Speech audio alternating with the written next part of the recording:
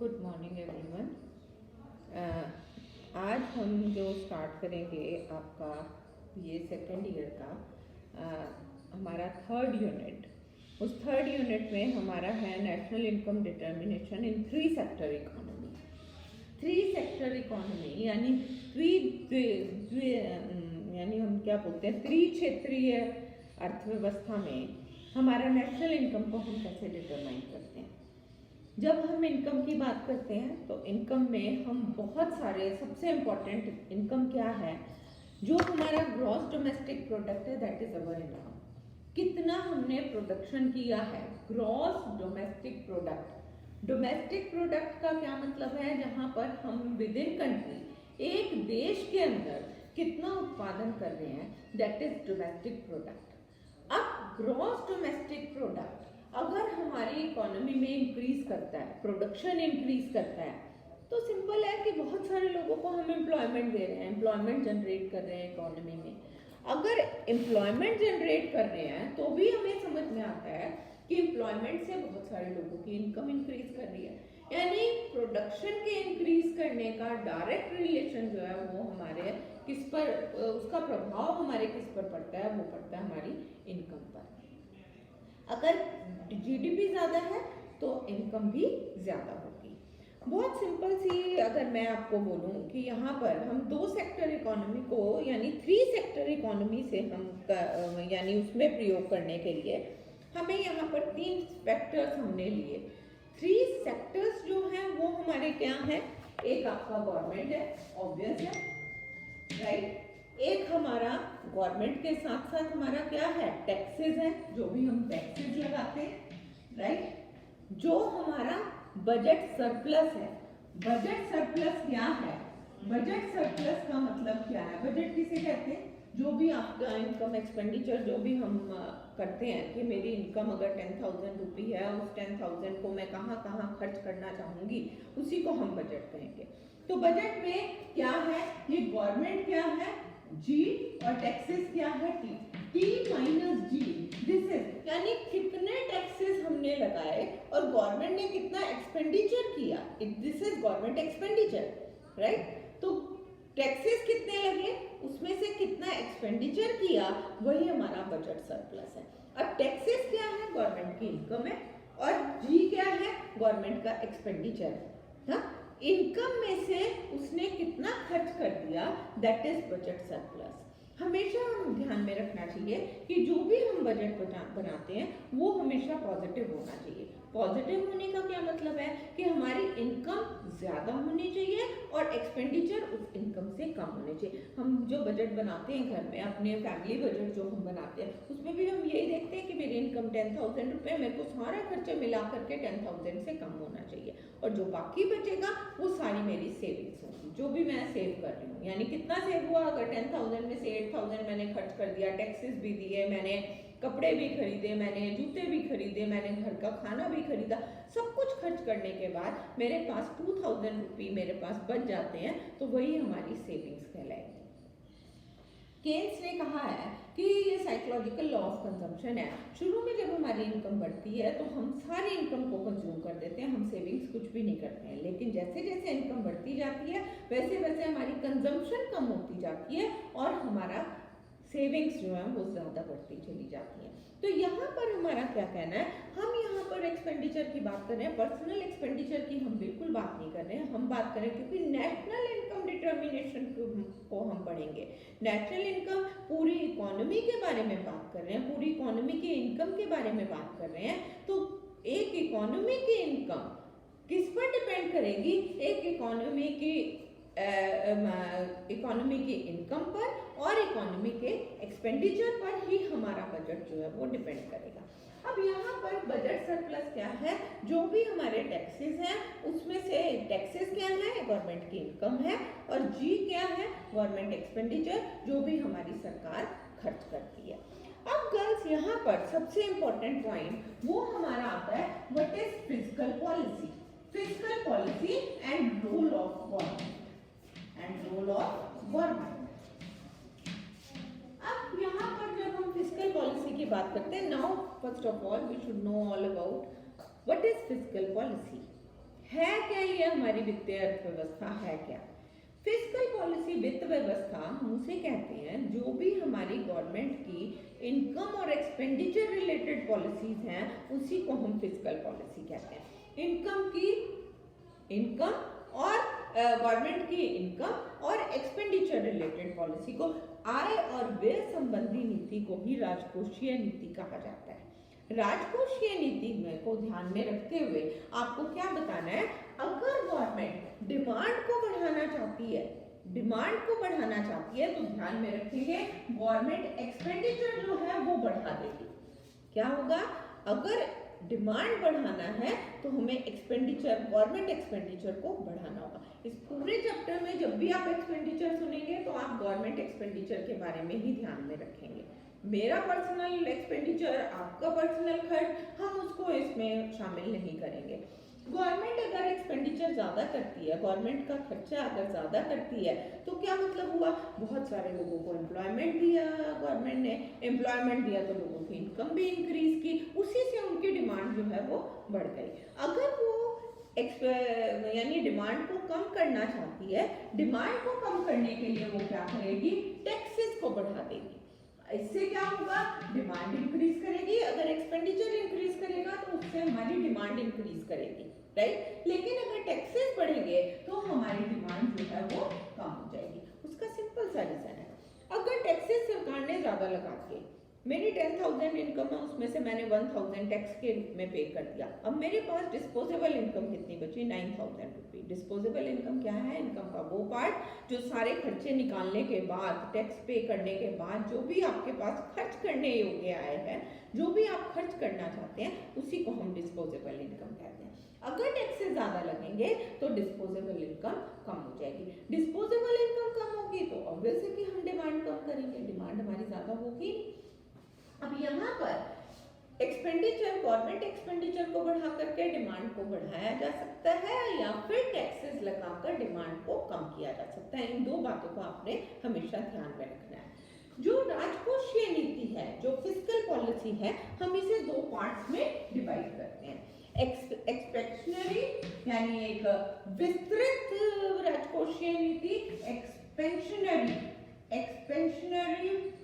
Fiscal policy and contractionary policy, fiscal policy. Contractionary और expansionary का क्या मतलब है, जब हमारी सरकार अपने खर्चों को बढ़ा दे, यानी जब expenditure is greater than change in taxes कम होंगे, हमारा एक्सपेंडिचर ज्यादा होगा, उसी को हम एक्सपेंशनरी फिस्कल पॉलिसी कहेंगे। विस्तृत राजकोषीय नीति, विस्तृत का मतलब क्या है, जब सरकार हमारी खर्चे बढ़ा दे, जब ज्यादा खर्च करने लगे। खर्च करने से इकोनॉमी में हमारा हर तरीके का इफेक्ट जो है, पॉजिटिव इफेक्ट हमें देखने को मिलेगा। क्यों? क्योंकि गवर्नमेंट ने अपने खर्चे बढ़ा दिए। गवर्नमेंट के खर्चे हमारी इनकम है, गवर्नमेंट खर्च करेगी, गवर्नमेंट स्कूल बनवाएगी, कॉलेजेस बनवाएगी, हॉस्पिटल्स बनवाएगी, पार्क बनवाएगी और बाकी का सोशल वेलफेयर के लिए काम करेगी। तो हम क्या देखते हैं कि उससे बहुत सारे लोगों को एम्प्लॉयमेंट मिलेगा और हमारी इनकम इंक्रीज। गवर्नमेंट का एक्सपेंडिचर हमारी इनकम है, that is expansionary fiscal policy. Next is your contractionary fiscal policy. Contractionary means क्या हो गया, संकुचित, जिसे हम कम करना चाहते हैं। इसमें हमारा एक्सपेंडिचर कम होगा और हमारे टैक्सेस ज्यादा होंगे। दो तरह की फिस्कल पॉलिसीज जो हैं, ये बहुत बार शॉर्ट क्वेश्चन में पूछा जाता है, what is the difference between expansionary and contractionary fiscal policy. दोनों को आप जो है आसानी से बता सकते हैं। एक में हमारा एक्सपेंडिचर ज्यादा होगा और एक में हमारा एक्सपेंडिचर कम होगा और टैक्सेस ज्यादा होंगे। अब क्वेश्चन उठता है हमारा बहुत important question, what are the objectives of fiscal policy. Objectives क्या होंगे, objectives of fiscal policy. First objective क्या है, क्या ये राजकोषीय नीति क्यों बनाती है सरकार, ताकि देखिए जो भी पॉलिसी गवर्नमेंट बनाती है उसका मेन मुद्दा, मेन एम सिर्फ एक ही होता है कि ज़्यादा से ज़्यादा सोशल वेलफेयर करना है। और सोशल वेलफेयर कब होगा? जब लोगों को एम्प्लॉयमेंट मिलेगा, जब लोगों को इनकम मिलेगी, जब लोग प्राइसेस को कम देखेंगे, इन्फ्लेशन इफेक्ट हमारी इकोनॉमी में कम होगा। क्या कब होगा सोशल वेलफेयर? जब इकोनॉमिक इनइक्वालिटी हमारी इकोनॉमी में कम होगी। तो ऑब्जेक्टिव्स भी ऑब्वियस हमारे यही होंगे फिजिकल पॉलिसी के। क्या ऑब्जेक्टिव है? फर्स्ट है फुल एम्प्लॉयमेंट को अचीव करना है। फुल एम्प्लॉयमेंट को अचीव करना है। फुल एम्प्लॉयमेंट किसे कहते हैं? सभी लोगों को रोजगार दिया जाए। अब सभी लोगों को रोजगार देने के लिए क्या करेगी गवर्नमेंट? गवर्नमेंट एक्सपेंडिचर बढ़ा देगी, गवर्नमेंट अपना खर्चे बढ़ा देगी। अगर गवर्नमेंट के खर्चे बढ़ जाएंगे, यानी गवर्नमेंट ने ज़्यादा कंस्ट्रक्शन स्टार्ट कर दिया, गवर्नमेंट ने ज़्यादा ऑफिसेज खोल दिए, तो क्या होगा? बहुत सारे लोगों को एम्प्लॉय। मैंने अभी बताया आपको कि गवर्नमेंट का खर्च हमारी सबकी इनकम है। गवर्नमेंट का खर्च से हम डिमांड करेंगे, क्यों? क्योंकि हमारी इनकम मल्टीप्लाई होगी। अब यहाँ पर फुल एम्प्लॉयमेंट को अचीव करने के लिए हमें एक्सपेंडिचर को इंक्रीज करना होगा, टैक्सेस को कम करना होगा, ताकि जो है ज़्यादा से ज़्यादा लोगों को एम्प्लॉयमेंट मिल सके। टैक्सेस कम होंगे तो हम डिमांड बढ़ाएंगे, डिमांड को पूरा करने के लिए हमें ज़्यादा लोगों को एम्प्लॉयमेंट देना पड़ेगा और इकोनॉमी में हम ग्रोथ कर सकते हैं। मेरे ख्याल वेरी सिंपल। नेक्स्ट पॉइंट जो हमारा फिस्कल पॉलिसी का है वो है प्राइस स्टेबिलिटी। प्राइसेस को हमें स्टेबल रखना है, प्राइसेस को स्थिर रखना है। प्राइसेस को स्थिर रखने का क्या मतलब है? ये इन्फ्लेशन और डिफ्लेशन जैसी स्टेजेस जो है हमें बहुत ज़्यादा ना देखने को मिले। इन्फ्लेशन किसे कहते हैं? मुद्रास्फीति। मतलब क्या है? जब हमारे प्राइसेस बहुत ज़्यादा बढ़ जाते हैं। आजकल देख रहे हैं हमारी वेजिटेबल्स जो है कितनी बढ़ती जा रही हैं, अनियन के रेट्स बढ़ रहे हैं, पोटैटोज के रेट बढ़ रहे हैं, आलू प्याज सब्जियां सब चीज़ें महंगी। इससे क्या दिखाई देता है? अगर प्राइसेस ज़्यादा होंगे डिमांड कम हो जाएगी।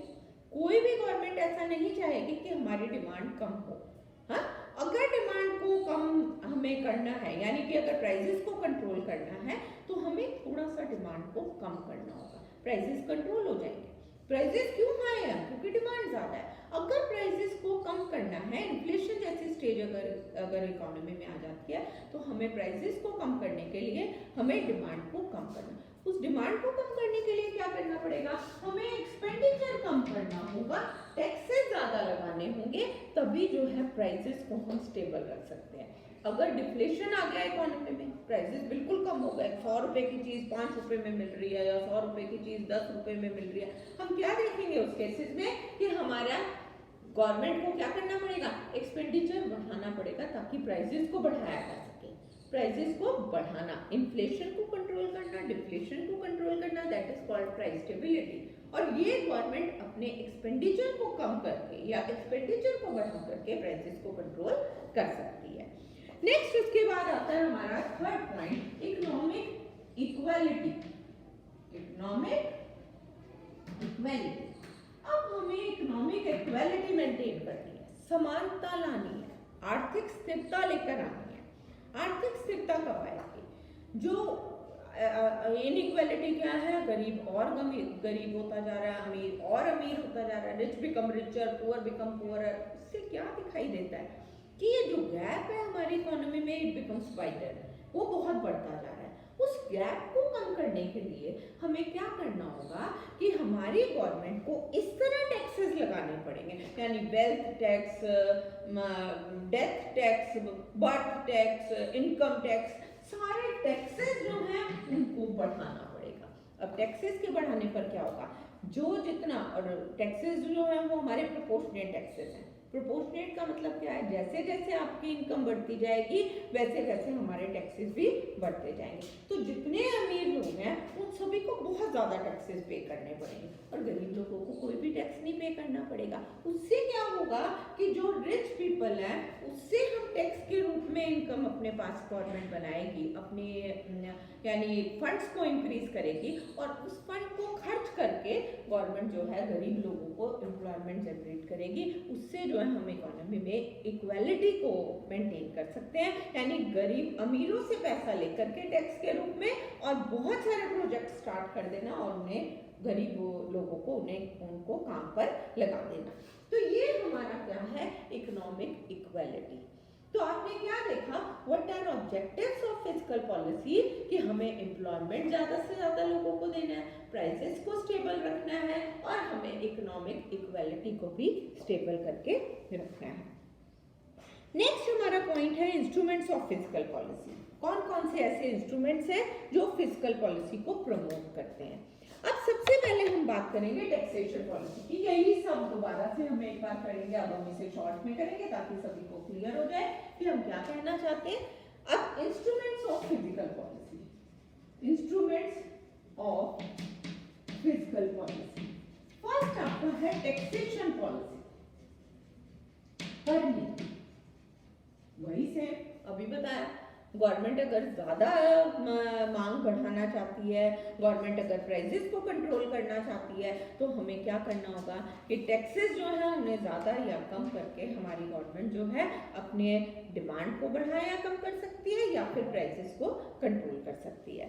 नेक्स्ट हमारा आता है पब्लिक फिस्कल पॉलिसी, सार्वजनिक वित्त व्यवस्था, पब्लिक फिस्कल पॉलिसी।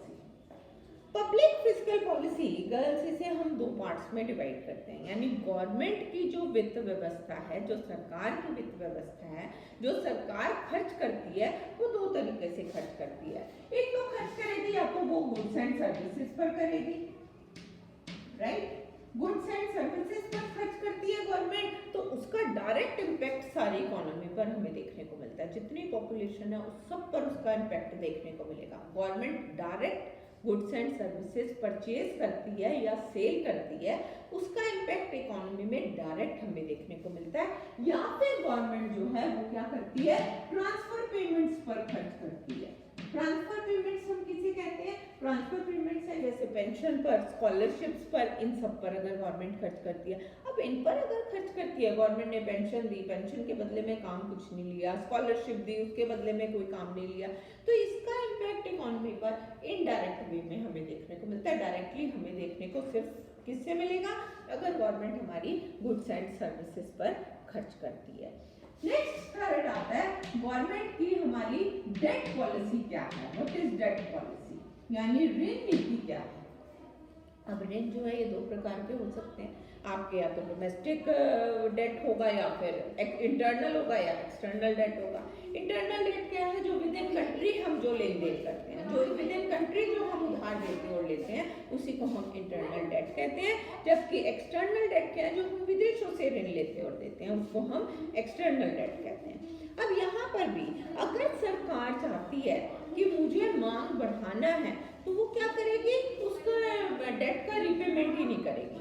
डेट का रिपेमेंट करने से क्या होगा, मार्केट में पैसा बहुत सारा आ जाएगा, उधार को अगर पे कर दिया तो बहुत सारा पैसा आ जाएगा, पैसा आने से लोगों की डिमांड बढ़ जाएगी। लेकिन गवर्नमेंट को डिमांड कम करनी है, तो वो क्या करेगी, अपना पोस्टपोन कर देगी, उसको जो भी डेट पे करना है उसका पोस्टपोन कर देगी। और दूसरी तरफ जो हमारी गवर्नमेंट है, अगर वो ये देखती है कि हमें जो है ज़्यादा डिमांड को बढ़ाना है, तो क्या करेगी, वो हमारे डेट को रिलीज करना शुरू कर देगी, यानी डेट नहीं, यानी उसकी रीपेमेंट स्टार्ट कर देगी, राइट। ये हमारा गवर्नमेंट। और लास्ट पॉइंट जो हमारा है वो है डेफिसिट फाइनेंसिंग, बजट की वित्तीय व्यवस्था, हाँ, फाइनेंसिंग, जिसमें हम क्या कहते हैं, ये क्या है, किसे बोलते हैं, घाटे की वित्त व्यवस्था। जब भी एक इकोनॉमी में घाटा हो रहा है, घाटा किसे कहते हैं, हमारी इनकम से ज़्यादा हम खर्च कर रहे हैं तो हमारा डेफिसिट दिखाई देगा। इनकम 10,000 है, मैं 15,000 खर्च कर रही हूँ, तो 5,000 पीछे हो गई ना, डेफिसिट, घाटा दिखाई दे रहा है। अब यहाँ पर डेफिसिट को पूरा करने के लिए जो सरकार है, गवर्नमेंट जो है, वो क्या करती है, गवर्नमेंट से लोन लेती है। किससे, सेंट्रल बैंक से। सेंट्रल बैंक से लोन लेगी ताकि जो है वो ज़्यादा से ज़्यादा इकोनॉमी में इन्वेस्टमेंट कर सके, ज़्यादा लोगों को एम्प्लॉयमेंट दे सके और डिमांड को बढ़ा सके। ये हमारे सारे पॉइंट्स हैं जो कि हमारे इंस्ट्रूमेंट्स ऑफ फिस्कल पॉलिसी हमें देखने को मिलते हैं। अब अगर मैं आपसे कहूँ कि फिस्कल पॉलिसी से हम इन्फ्लेशन को कैसे कंट्रोल कर सकते हैं, मेरे ख्याल ये भी सभी को क्लियर होगा कि इन्फ्लेशन को कंट्रोल करने के लिए सबसे पहले पब्लिक एक्सपेंडिचर को बढ़ाना होगा। जो हमारे लोन हैं, जो भी हमारा डेट है, उसकी रीपेमेंट हमें पोस्टपोन करनी होगी ताकि हम जो है इन्फ्लेशन को कंट्रोल कर सकें। प्राइसेस को कम करना है, प्राइसेस को कम करने के लिए हमें क्या करना होगा, सबसे इम्पोर्टेंट इम्पॉर्टेंट क्या है कि डिमांड को कम कर दीजिए। डिमांड कम होगी तो अपने आप ही प्राइसेस जो हैं वो हमारे कम हो जाएंगे। उसी के साथ साथ टैक्सेस को बढ़ा दिया जाए, हमारा बजट सरप्लस को बढ़ा दिया जाए, ये सब हमारे जो हैं क्या है जिससे हम इन्फ्लेशन को फिस्कल पॉलिसी के थ्रू हम कंट्रोल कर सकते हैं। अब जो 3 सेक्टर इकोनॉमी के बारे में हम बात कर रहे हैं, ये 3 सेक्टर इकोनॉमी जिसमें गवर्नमेंट, एक्सपेंडिचर, कंजम्पशन और इन्वेस्टमेंट, यानी 3 सेक्टर इकोनॉमी में हम क्या कहते हैं, income is equal to consumption plus investment plus government expenditure. ये 3 सेक्टर्स हैं, दीज आर 3 सेक्टर्स जो डिटरमाइन करते हैं नेशनल इनकम को। नेशनल इनकम क्या है? This is GDP, gross domestic product, कि एक इकोनॉमी में कितना प्रोडक्शन, जितना प्रोडक्शन होगा वही नेशनल इनकम होगा, राइट। नेशनल इनकम डिटर्मिनेशन के लिए consumption plus investment plus government expenditure. अब सबसे पहले हम बात करेंगे गवर्नमेंट एक्सपेंडिचर की। ध्यान से सुनना और समझने की कोशिश करना। Government expenditure, government expenditure girls क्या है? एक इकोनॉमी में इनकम चाहे आपकी कितनी बढ़ती चली जाए, लेकिन गवर्नमेंट एक्सपेंडिचर में किसी भी तरह का कोई चेंज नहीं होगा। उसे हम कांस्टेंट मानते हैं। जो गवर्नमेंट का खर्च है हम उसे नहीं निकाल सकते, हम सिर्फ एज्यूम कर सकते हैं कि गवर्नमेंट कितना खर्च कर रही है कितना नहीं, लेकिन हम उसे एक्यूरेट मेजर नहीं कर सकते क्योंकि बहुत सारी n number of goods and services हैं, एन नंबर ऑफ सर्विसेज हमारे पास अवेलेबल है, यानी बहुत तरीके हैं, बहुत सारे साधन हैं जिससे, तो हम क्या कहते हैं इस केस में, इनकम चाहे कितनी भी बढ़ती जाए लेकिन हमारे एक्सपेंडिचर में कोई भी चेंज नहीं आएगा। हमारा जो गवर्नमेंट एक्सपेंडिचर है वो हमारा कांस्टेंट रहेगा। मैं इसी का एक फिगर और एक टेबल आपको प्लॉट करके दिखाती हूँ। ये हमारा टेबल है। अच्छा पहले आप समझ लीजिए, फिर एक ही टेबल में हम सारा प्लॉट करेंगे ताकि सभी बच्चों को क्लियर हो जाए। ये था गवर्नमेंट एक्सपेंडिचर। नेक्स्ट आता है government tax function. Tax function, right. कर फलन क्या है? Government tax function. अब गवर्नमेंट का जो इनकम है, जो जीडीपी है, हाँ ध्यान से सुनना और समझने की कोशिश करना। जो गवर्नमेंट की इनकम है, जो जीडीपी है, उसका कितना परसेंट गवर्नमेंट ने एक फिक्स कर दिया कि आपको इतना टैक्स पे करना है। गवर्नमेंट ने कहा आपको 10% टैक्स पे करना है, आप उसी के हिसाब से गवर्नमेंट का रेवेन्यू निकालोगे। अगर गवर्नमेंट ने 10% फिक्स किया है तो आपका 10% गवर्नमेंट रेवेन्यू होगा। अगर आपने ज्यादा रखा है, यानी ज्यादा टैक्सेस होंगे तो ज्यादा रेवेन्यू होगा, टैक्सेस कम होंगे तो हमारा रेवेन्यू भी कम होगा। वो किस पर डिपेंड करेगा? टैक्स रेट पर डिपेंड करेगा। किस पर डिपेंड करेगा? टैक्स रेट पर डिपेंड करेगा। ये हुआ government expenditure, government tax function. और थर्ड आपका है बजट सरप्लस। ये 3 हमारे, और आप क्या देख रहे हैं? Budget surplus. बजट सरप्लस क्या है? ये क्या है? इसको हम जी कोट कर रहे हैं। गवर्नमेंट एक्सपेंडिचर को हमने जी से कोट किया, गवर्नमेंट टैक्स फंक्शन इसको हमने टी से कोट किया। What is budget surplus? T minus G. Total taxes में से माइनस एक्सपेंडिचर हम करते हैं। टैक्स क्या है? रेवेन्यू। रेवेन्यू जो गवर्नमेंट की इनकम हुई है वो हमारे टैक्सेस हैं। उस रेवेन्यू में से हमारा गवर्नमेंट एक्सपेंडिचर जो भी गवर्नमेंट ने खर्च किया उसको माइनस कर दो तो बजट सरप्लस। अगर 1000 रुपए हमारा टैक्स कलेक्शन हुआ है, रेवेन्यू गवर्नमेंट की 1000 रुपये हुई, उसमें से गवर्नमेंट ने 800 खर्च कर दिया, what is budget surplus? That is equal to 200। 200 हमारा बजट सरप्लस आ गया। अब इसी को हम एक टेबल के थ्रू और एक फिगर, कुछ फिगर्स के थ्रू हम एक्सप्लेन करने की कोशिश करेंगे ताकि सभी को पूरी तरह से क्लियर हो जाए। अब सबसे पहले हम बात कर रहे हैं इनकम एंड एक्सपेंडिचर की, गवर्नमेंट एक्सपेंडिचर की। इनकम और गवर्नमेंट एक्सपेंडिचर जिसको हमने जी से कोट किया था, right. Government expenditure that is G. Income 0 है, उसके बाद आप इसे बढ़ाते चले जाओ, 100 हो गई, 300 हो गई, 500 हो गई, राइट। फिर आपका 800 हो गई, फिर 1200 हो गई, लाइक दिस। कुछ भी आपको बढ़ाते जाना है, इसमें रैंडम कोई ये नहीं है कि फिक्स आपको प्रोपोर्शनेटली बढ़ाना है कि 200 हमें इंक्रीज करना है या 500 करना, नॉट लाइक दैट। आपको सिर्फ इनकम इंक्रीज करते हुए दिखाना है। गवर्नमेंट का एक्सपेंडिचर वो फिक्स रहेगा, हमने इसको 100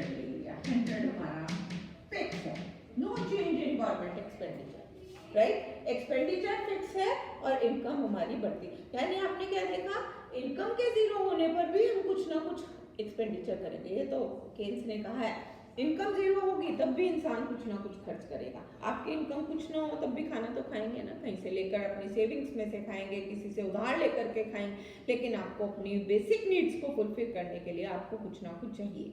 हाँ, तो इनकम के जीरो होने पर भी हम कुछ ना कुछ खर्चा जरूर करेंगे। ये तो हुआ गवर्नमेंट एक्सपेंडिचर।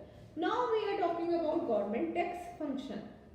करों की नीति क्या है सरकार की? अभी मैंने आपको बताया गवर्नमेंट टैक्सेस को फिक्स कर देती है। अब सपोज कर दीजिए टैक्स रेट जो है वो हमने 20% ले लिया। कितना लिया? 20%। टैक्स रेट हमारा 20% है, राइट। 20% टैक्स रेट से हमें रेवेन्यू कितना मिलेगा, गवर्नमेंट की इनकम कितनी होगी? अब that is total tax revenue. Tax revenue, right, कितना होगा टैक्स रेवेन्यू जरा बताएंगे। इनकम जीरो है, ये 20% है, शुरू में तो हमारा कुछ नहीं हुआ, जीरो ही हो गया। ये 100 है, ये 20 है। 100 का 20% कितना होता है? आता है मेरे ख्याल से बच्चों को निकालना है। 100 इंटू 20% कितना आ गया? 20। कितना टैक्स पे किया? 20 रुपी। गवर्नमेंट की इनकम कितनी हुई? 20 रुपी। रेवेन्यू गवर्नमेंट का कितना हुआ? 20। इसी तरह 300 और ये आ गया, कितना हो गया? 60, राइट। कितना हो गया? 100, ठीक है, 100 हो गया। यहाँ पर 160 हो गया, यहाँ पर 2400 हो गया।